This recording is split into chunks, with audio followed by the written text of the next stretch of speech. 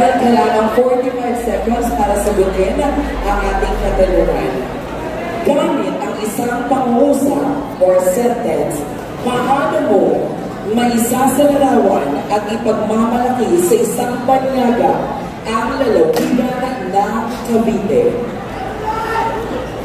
Your timer starts ulit. Gamit ang isang pangusap, paano mo maisasalarawan at ipagmamalaki sa isang banyaga ang lalawigan ng Cavite? Para po sa akin, sasabihin ko po, ang Cavite ay makabayan at makasaysayan. Dahil ang Cavite ay hindi lamang sentro ng mga makasaysayan nating pakikipaglaban noon at hindi lamang deklarasyon ng kalayaan noon, kundi ang Cavite ay hindi lamang pangalaga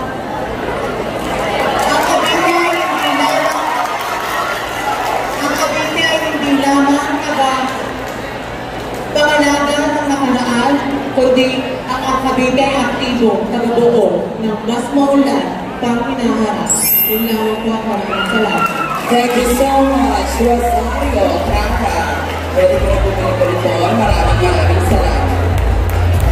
Up next, we have from Mendez, Fiona Valdez.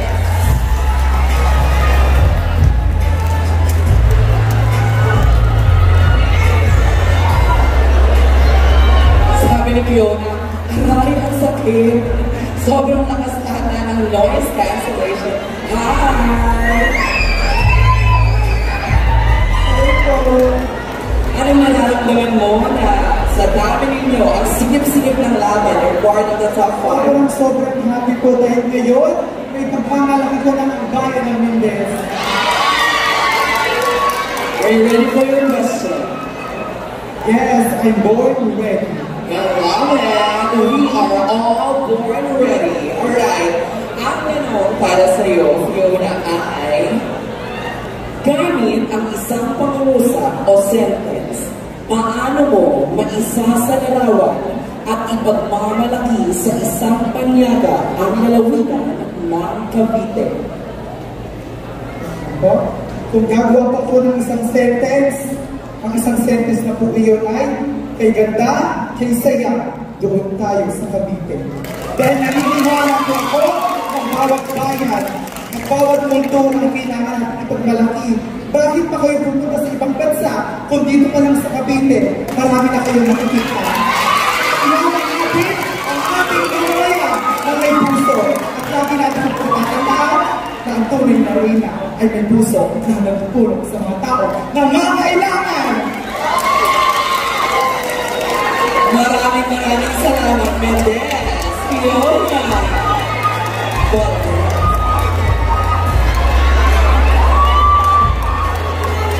Up next, we have Ray Garcia, Dasmariñas City.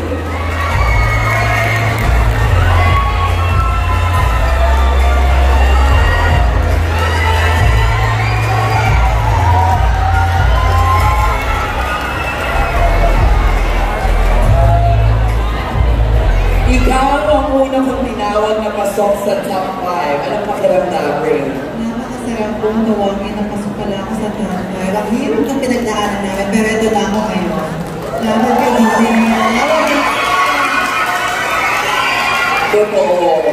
Ako mismo, kitang-kita ko ang hirap, pero lahat kayo, meron kayong fire and passion sa ginagawa ninyo. Kaya deserve ninyo lahat ang makapasok sa Reyna ng Turismo 2024. Are you ready for your question? The question is, gamit ang isang pangungusap o sentence, paano mo maisasalarawan at ipagmamalaki sa isang banyaga ang lalawigan ng Cavite? Would you like me to repeat the question?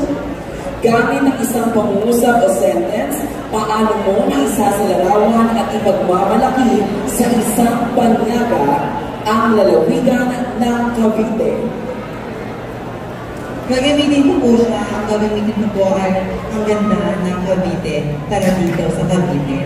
Bakit nga po ba? Dahil naniniwala po ako dito sa Cavite natin, gusto ko pong iparamdam, hindi man po siya taga rito, gusto ko iparamdam ang ganda ng Cavite. Dadalhin ko po siya sa Bacoor at paparanas ko po siya sa Baha dito. At doon ko po papakita kung meron maganda. At dadalhin ko po siya sa sila, na kung saan papapuntahin ko po siya sa masarap na prutas. Papatikin po siya ng masarap na prutas. At dadalhin ko po siya sa Tagaytay City. At doon ko po papatikin. Papalasapin ang simoy ng akin. Dahil ngayon po, malayo na, pero malayo pa. Padayon, Cavite. Salamat po. Maraming salamat.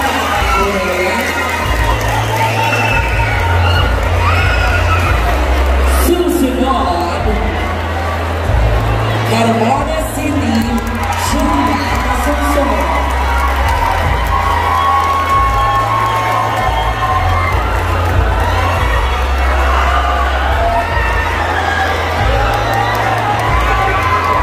Hello. Hi, Julia. Hello po. Isa ka sa very emotional o tinawag ang inyong Yes, napaka-emotional ko po because I am competing last year Reyna ng Turismo Cavite 2023. At isa lang po ang nais kong sabihin sa lahat ng tao na nanonood ngayong gabi na hindi ka nagtatatlo pa Carmona. Grabe mo ano, last year, talagang isa ka sa mga kasabayan ng ating mga Reyna from 2023, pero ngayon, nandito ka ulit. Are you ready for your question? Handa lang po ako. Ang tanong, Julia, gamit ang isang pangmusa o sentence, paano mo maisasalarawan at ipagmamalaki sa isang banyaga ang lalawigan ng Cavite?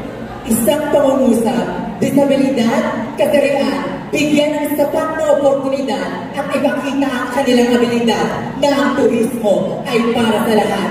Simple lamang ho, dadayuhin nila ang napakagandang lungsod ng Cavite kung nakikita nila kung dalisay ang puso natin. Wala tayong tinitignan na kahit anong diversity.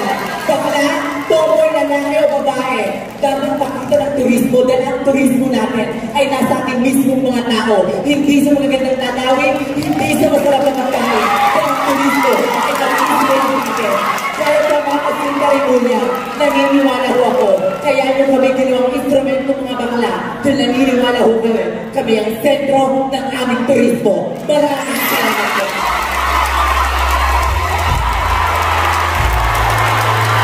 Thank you, Julia. Last but definitely not least, Howdy.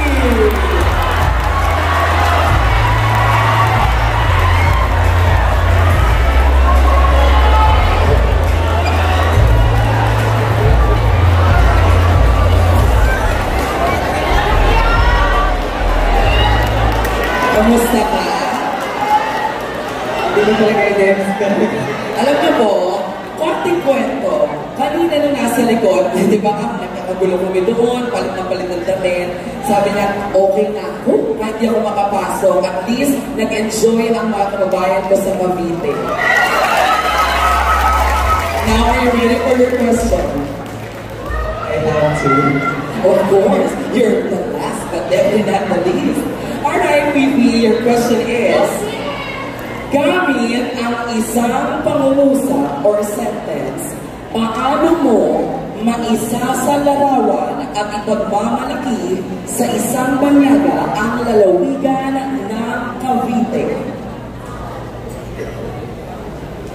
Para sa akin, ang salita na iiwanan ko sa banyagang bibisita sa lalawigan ng Cavite ay ang salita at ang gawa. Dahil lagi po natin tatandaan, ikaw dayuhan, tunay na makulay at makasaysayan ng lalawigan ng Cavite. Tara at ililibot kita dito. Yan ang iiwanan kong salita. At ang gagawin kong gawa ay ililibot ko siya sa buong Cavite nang masilayan niya ang dugong pawis na iniwan ng sarili. Yan ang yaman, ang gitong yaman na ang kailan ay dapat natin ingatan. Maraming salamat. Wow! Thank you, Vivi!